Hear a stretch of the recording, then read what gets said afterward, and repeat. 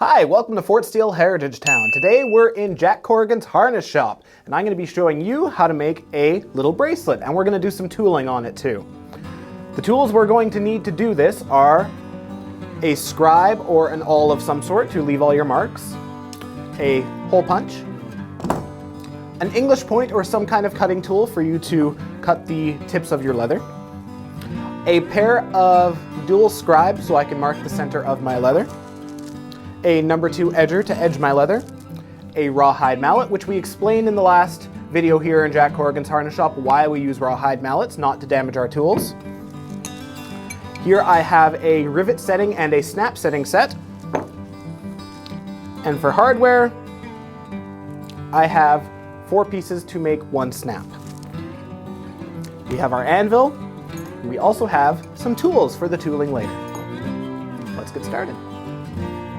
Getting started, I'm going to take my locking scribes and set them to a distance which I can see might be roughly the center of the leather, and punching it from both sides. Set it a little bit different. I'm going to scribe down one and scribe down the other. Now I have a nice center mark on my leather piece. Next, using my anvil and a protective piece of leather, I'm going to use my English point to cut a small point on both ends of my leather.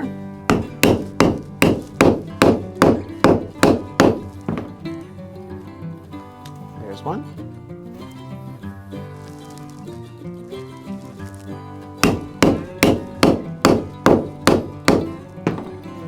Now that we have both ends nice and cut with a small point and with the center mark still there, I'm going to edge it and flipping it over and doing it all again. The edger makes it so that the bracelet is a little bit more fashionable and more comfortable to wear since you don't have the sharp edges of the leather stabbing into you. All nice and edged. Throw away all your excess leather. Next, I'm going to need to mark the holes where we are going to place the snaps so that when we wrap the bracelet around, it snaps together. Doing this, since I have the center mark already set from my dual scribes, I'm going to take my awl, find roughly where I want to put my snaps. We'll do one right there. And the secret to getting your snaps to line up is when you have one hole, punch it out,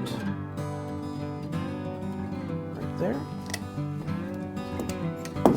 Wrap it around to the size you want your bracelet to be, and line them up on the edges, because then right there is where you can push your scribe through, and that's where your second hole is going to be.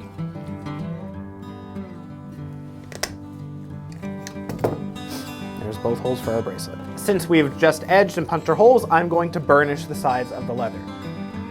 I won't be able to get a glass-like finish with this method of burnishing where we use canvas and water, but it's a lot nicer than the raw leather itself.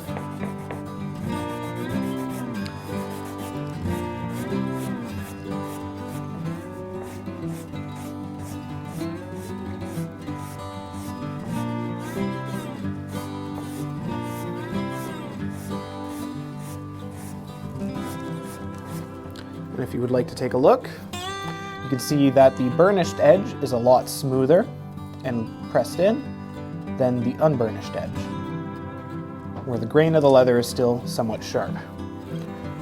Burnishing can be done with a piece of canvas that has been wetted down, or you can use a dowel or even a spinny dowel. You can do a lot of different ways to burnish. Burnishing is simply taking the material that's already existing and pressing it into itself so it becomes smoother.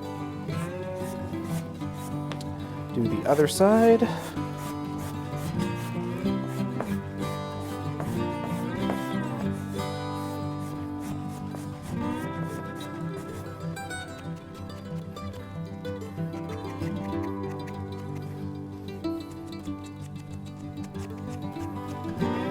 And we're all burnished up, ready for tooling. So let's begin tooling. Since I still have my center line drawn on my piece of leather, it makes the tooling quite easy with this little geometric stamp. So taking the stamp and lining it up where I want to begin, roughly center. Gonna give it a nice few hits, and you can see a small little geometric design on it.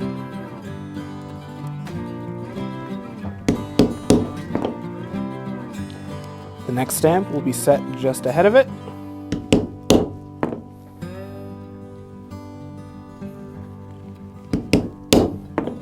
And you can see that pattern will simply be repeated until it looks all good.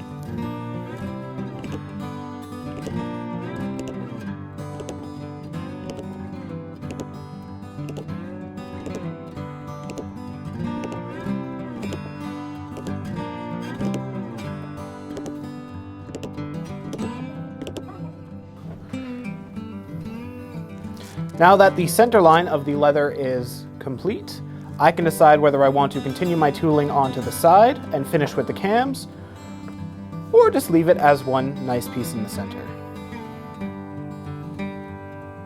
I think I'll do one extra. So to do it this way, when we do a whole tool, it leaves this large square impression. But my square impression would be too big for this piece of leather, almost trailing off the side. A way to solve this is when I place my tool, if I tilt it in towards the center and only impression a little bit, you can see a very light impression on this side and a much deeper impression there. And then when I come in with the cam tool, it'll camouflage all that in. So let's keep tooling.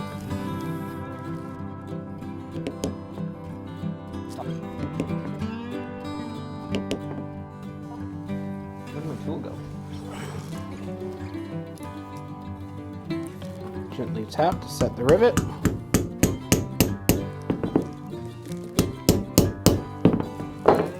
And there we have it. A little snap bracelet.